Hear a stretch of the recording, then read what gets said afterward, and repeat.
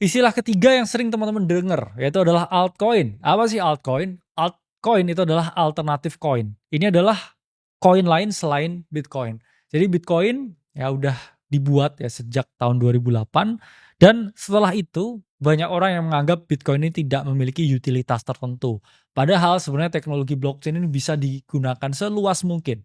Akhirnya apa? Banyak orang yang membuat koin alternatif dari Bitcoin yang disebut juga dengan altcoin.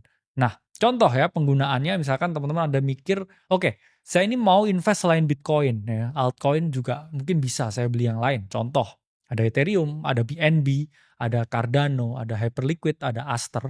Itulah contoh-contoh dari alternatif coin. Kenapa orang biasanya berinvestasi di sini? Ya jawabannya karena mereka itu bosen hanya invest Bitcoin aja. Di sisi lain, ya altcoin-altcoin ini juga kadang ya ada narasi-narasi tertentu yang mana dia ada potensi kenaikan yang jauh lebih tinggi daripada Bitcoin. Itu disebut juga dengan altcoin season. Ya, yang mana terakhir kali ini terjadi yaitu di 2021 dan di siklus ini kita belum melihat pergerakan altcoin yang begitu signifikan. Jadi praktik dalam trading kalau teman-teman udah spotting ya altcoin ini mau mengalami rally, ini bisa teman-teman lihat dari chart di TradingView namanya others atau total 3. Nah, kalau misalkan teman-teman melihat ya ada potensi kenaikan dari others atau total 3, berarti oke ini ada pertanda altcoin ini bakal mengalami yang namanya rally. Jadi teman-teman membeli aset lain selain Bitcoin karena kenaikannya itu jauh lebih tinggi. Bitcoin naik 10%, altcoin ini bisa naik 30-40%. Cuman downside-nya juga sama, Bitcoin turun 10%, ini aset bisa turun 80%. Ya, terakhir kita lihat di 10 Oktober 2025 kemarin. Istilah yang sering menjebak retail, yaitu adalah FOMO. Apa sih FOMO? FOMO itu adalah fear of missing out. Ketika harga suatu aset bergerak bullish atau bearish juga, teman-teman FOMO. Kalau bullish ya, teman-teman tuh FOMO beli. Ya, itulah mengapa kadang orang beli di pucuk terus harga turun lagi. Tapi kalau bearish, kadang orang juga FOMO jual. Takut harganya itu drop lebih parah lagi. Jadi aksi secara impulsif itu adalah FOMO. Ya, jadi FOMO itu adalah suatu bentuk kecacatan berpikir yang teman-teman alami ketika teman-teman ini biasanya juga melihat media sosial ya. Ada misalkan page Instagram ngomong, "Oh, Bitcoin sentuh 95.000." FOMO, aku ketinggalan nih." Ya, beli. Besoknya ternyata merah ya.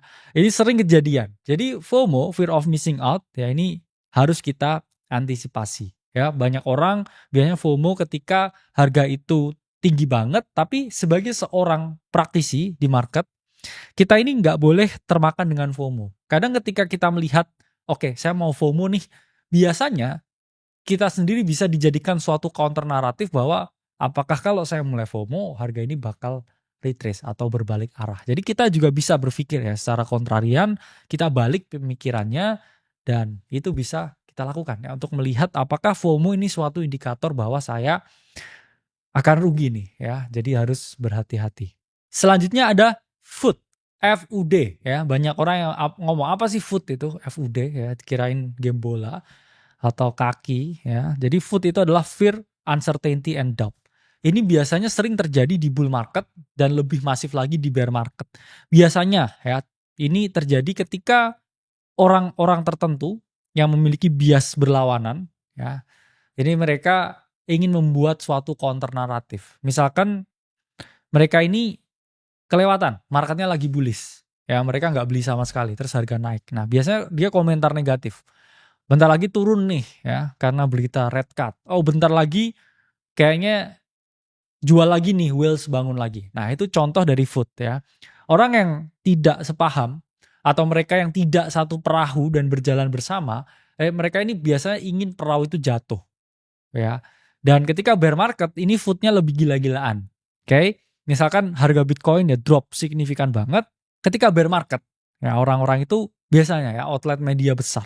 Outlet media besar ini akan rame-rame ya teman-teman. Ini membuat suatu pemberitaan bahwa oke Bitcoin sudah mati dan sebagainya. Ya itu juga salah satu bentuk ya food yang mana ketika kita trading ya kita harus punya yang namanya conviction dengan tesis yang kita miliki. Misalkan, oke, ini kayaknya akan ada potensi relief rally ketika Bitcoin ini udah drop signifikan. Ini kayaknya ada potensi relief rally lagi ketika misalnya Desember ya atau ada Santa rally. Nah, ketika teman-teman udah punya tesis ya udah. Jangan ketika posisinya lagi jalan belum hit take profit atau stop loss, teman-teman udah kemakan duluan ya. Ada food di Twitter atau di mana ada rumor, terus kayak udahlah aku close posisi, terus tiba-tiba boom terbang ya, teman-teman jadinya nyesel.